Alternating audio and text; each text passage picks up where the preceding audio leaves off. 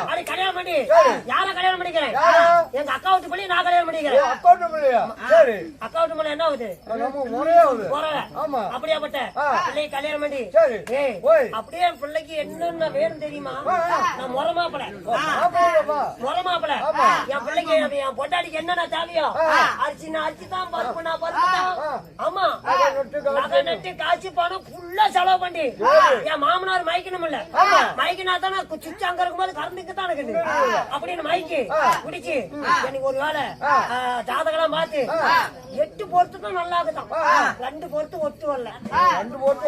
ஆமா காத்த கொடுத்து அதுன்னு சொல்லி அவனை கட் பண்ணி ஒரு சமாச்சாரம் பண்ணி கல்யாணம் பண்ணிக்கிட்டுங்க. கல்யாணம் பண்ண உடனே நைட்டு 12 மணி அன்னைக்குதான் பாயும் தடவாணி கொடுக்குறாங்க.